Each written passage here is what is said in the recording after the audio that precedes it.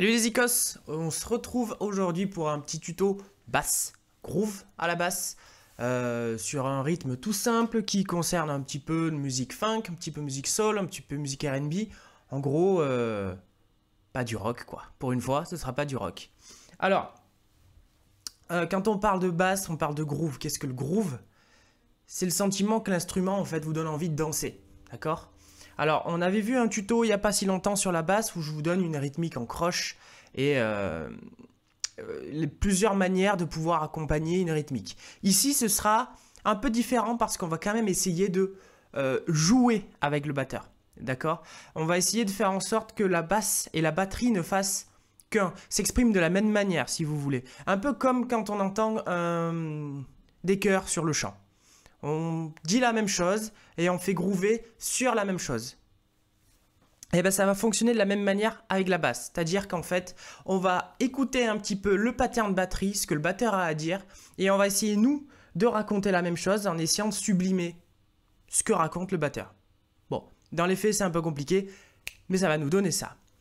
Tout premier exercice, il va être très très simple, ça s'adressera aux plus débutants d'entre vous. Premier exercice, on va écouter la batterie, et les coups de grosse caisse qui vont nous faire pam, pam, pam, pam, pam, pam. D'accord, vous voyez ce truc, on est sur un groove en 4-4. 1, 2, 3, 4 et pam, pam, pam, pam, pam, pam. Donc on va essayer, nous, de garder en fait ce pattern à la base en mettant que les notes à la corde à vide. Donc pam, pam, pam, pam, pam, pam, pam, pam. Donc ça sera pour la deuxième partie du riff en do et ré. Alors quand je fais le vous vous doutez bien qu'en fait c'est la caisse claire qu'on entend. Sur la caisse claire, on va arrêter notre groove. On va essayer vraiment de marquer que les coups de grosse caisse. Donc je vous invite en fait sur le backing track que vous aurez avec le mail d'écouter la batterie et de vraiment identifier les coups de grosse caisse parce que c'est ça qui va faire chanter votre groove. Je le refais un petit coup donc 1.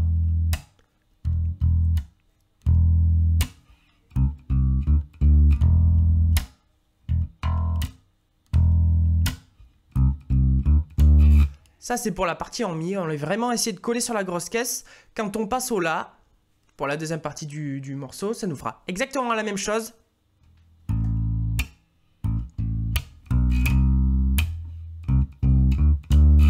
Avec une petite note de passage sur le si. Donc 1, 2, 3 et pardon. 1, 2, 3 et 1. Seule petite difficulté du passage. Vous avez bien sûr la tablature, le backing track avec ma basse, sans la basse. Vous pouvez y aller à fond. C'est à vous de jouer maintenant.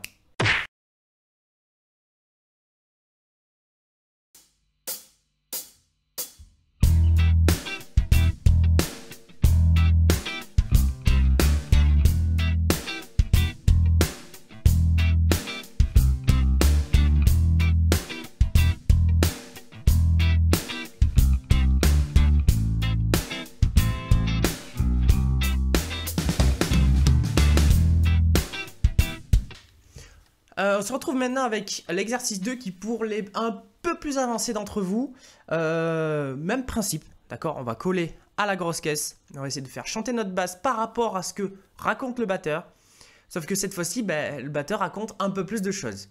Et on a une batterie et une grosse caisse qui au lieu de chanter vraiment le premier, le deuxième et le troisième temps, va nous raconter un peu plus. Ce qui nous donnera un rythme en double croche qui donne ça. Pam, pam, pam, pam. Pam, pam, pam, pam, pam. Et pam, pam, pam, pam. Pam, pam, pam. Donc ça déjà, on va essayer de pareil, comme l'autre exercice, on identifie la grosse caisse, on l'écoute bien et on essaie de le reproduire à la base. Peut-être même sans les doigts pour l'instant.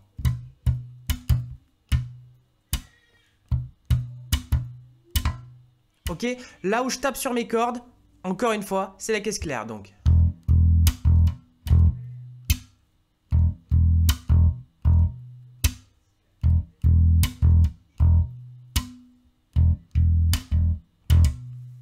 Voilà l'articulation principale du riff. Sauf que, on va rajouter un petit gimmick en plus qui va être celui-ci.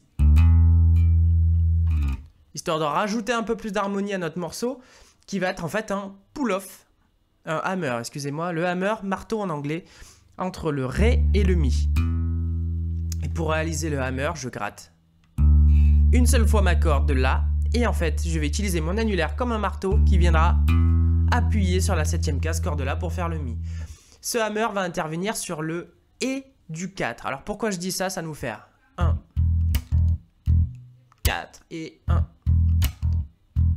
4 et. Et bien sur ce et là, il va nous arriver ça. 1, 4. Voilà le truc. Je vous le refais lentement. 1, 4, 1. Et là, on arrive au do et au ré où on va jouer ce qu'on appelle des octaves. Les octaves, c'est quoi? C'est la même note à un étage au-dessus. Savoir que là, on va jouer do, do aigu, ré, ré aigu. Pour trouver l'octave, c'est simple. On va situer 2 cordes en dessous. Donc là, la note fondamentale étant corde de la, on va avoir l'octave corde de sol, 2 cases en dessous. Donc on va jouer la case 3, case 5, case 3, 5, case 7. Je vous refais l'exercice lentement. On fera ça pour le mi.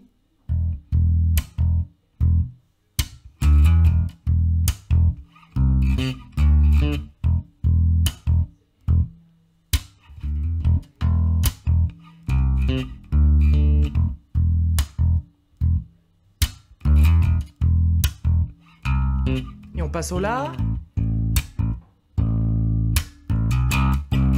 Alors là, j'ai fait quoi? Le petit hammer en passant du la au si et le glisser pour aller sur le do. Seule petite difficulté du morceau, ça va être peut-être ça. Donc 1, 4.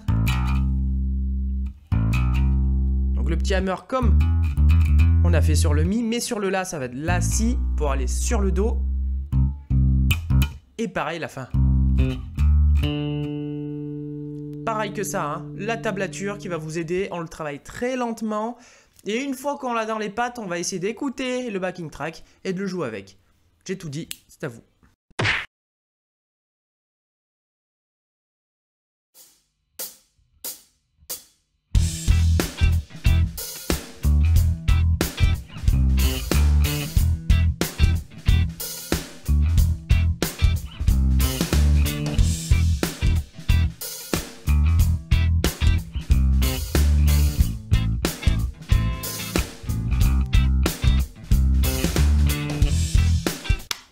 Et on se retrouve pour le dernier exercice qui là sera pour les plus confirmés à la basse.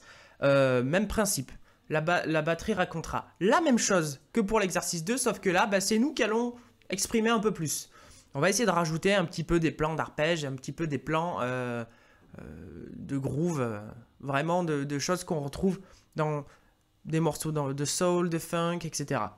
Donc on va en fait rajouter des plans de gamme. Ici, on est en mi mineur. Donc, on va rajouter la même chose pour le groove de basse, mais on va rajouter l'octave qui se trouve 7e case corde de la, donc pour le premier plan. Et ensuite, on va rajouter notre petite gamme de la mineur pentatonique.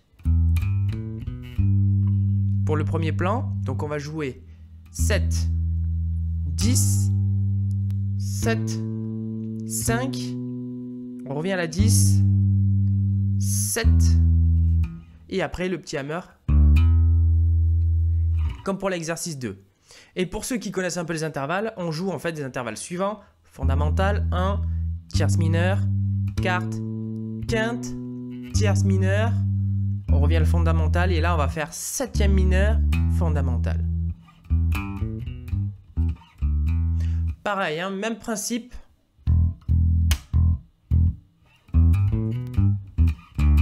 On essaie de se le chanter avant de jouer. De toute façon, quoi qu'on fasse en musique, il faut se le chanter. À partir du moment où on peut le chanter, dire qu'on a compris comment ça marche. Le reste, c'est de la technique. Si on n'est pas capable de le chanter, on sera incapable de le reproduire, ou ne serait-ce que fidèlement en fait.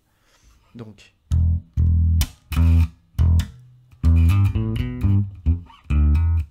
La fin, la même que pour l'exercice 2. Alors, ce petit plan-là, je vous montre mieux là à la caméra.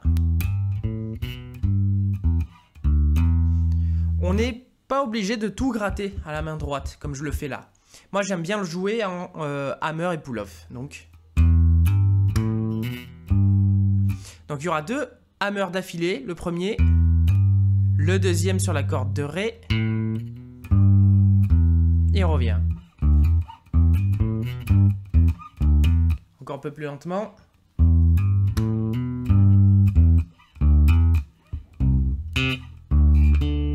Et pour le plan du La, ce sera le même principe. Le La ici. Là, on ne vient pas le chercher corde à vide, on vient le chercher 5e case corde de Mi. L'octave. Et là, j'ai fait quoi? J'ai fait mon petit chromatisme 6e, 7e case pour arriver sur la tierce mineure en Do.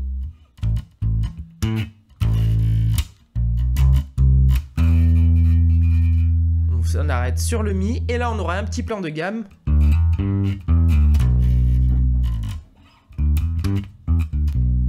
Alors là, pareil, on n'est pas obligé de tout gratter, on peut faire hammer. On arrive sur la 5e case corde de Ré.